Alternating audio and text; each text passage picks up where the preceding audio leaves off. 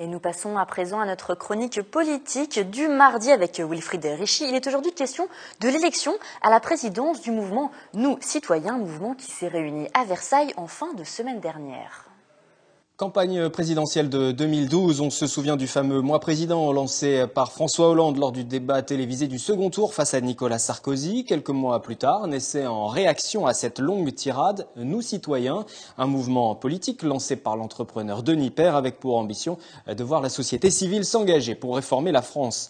Bien que classée d'hiver droite par le ministère de l'Intérieur, la formation qui se revendique sociale-libérale considère les clivages politiques traditionnels dépassés. Au plus haut de sa popularité, Nous Citoyens comptait jusqu'à 12 500 adhérents. Il serait environ 6 000 aujourd'hui. Nous avons démarré en 2013. Nous avons atteint donc assez rapidement les 13 000 adhérents. On a déjà participé à plusieurs élections. C'est essentiel pour nous parce que c'est ce qui nous donne la visibilité dont on a besoin. Aujourd'hui, on n'est pas assez considéré par le monde des médias. On ne fait pas pour l'instant partie du spectre. Donc on travaille via les réseaux sociaux, via Twitter, via Facebook. On va sur le terrain. Il est essentiel que nous puissions porter les vrais sujets dans les médias et au niveau des Français. On ne peut pas aujourd'hui revivre une campagne comme en 2012 où les sujets principaux étaient la viande halal et le permis de conduire. C'est inacceptable. Les enjeux ne sont pas là. Et Nous Citoyens vient d'élire son nouveau président. Son nom, Nicolas Doucerin. Une élection avec 59,5% des suffrages exprimés pour cet entrepreneur de 39 ans qui veut conserver l'idée d'origine et tourner rapidement la page Jean-Marie Cavada. L'eurodéputé avait pris la tête du mouvement provisoirement pendant quelques mois, fin 2014, avant de claquer la porte en dénonçant un manque de démocratie interne. Au lancement, lorsque Denis Père a souhaité lancer son mouvement, son parti, j'ai trouvé extrêmement intéressante l'idée, naturellement, parce que j'avais moi-même créé avec d'autres personnes, quelques mois auparavant, Entreprendre pour la France. Aujourd'hui, on le voit bien, il y a une offre politique avec les partis politiques traditionnels. Nous, notre ambition en tant que citoyens, c'est de réinventer la manière de faire de la politique.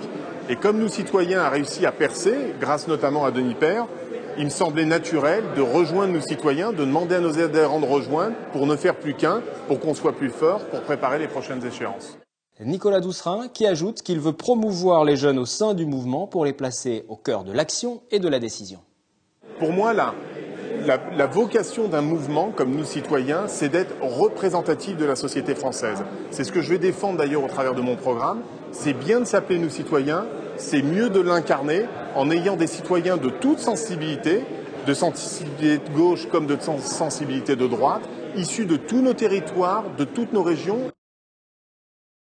Millions de Français qui gagnent moins de 950 € par mois et des 6 400 000 Français qui sont aujourd'hui sans emploi. On n'arrivera pas à construire une grande force, une armée citoyenne, si nous n'arrivons pas à fédérer tous les citoyens autour de notre cause. Et pour peser dans le débat, il n'exclut pas de s'associer à d'autres mouvements du même type pour créer une force alternative de 40 000 à 70 000 adhérents. Un rapprochement qui s'avère indispensable avant la présidentielle. Lors du scrutin régional de décembre, Nous Citoyens avaient proposé 3 listes dans l'Hexagone, en Auvergne-Rhône-Alpes, en Nord-Pas-de-Calais-Picardie et en Île-de-France. 3 listes qui totalisent 90 000 électeurs, soit à chaque fois à peine plus de 1% des suffrages, trop peu pour inquiéter les formations traditionnelles et espérer, comme Nous Citoyens l'espèrent, mettre fin au clivage gauche-droite.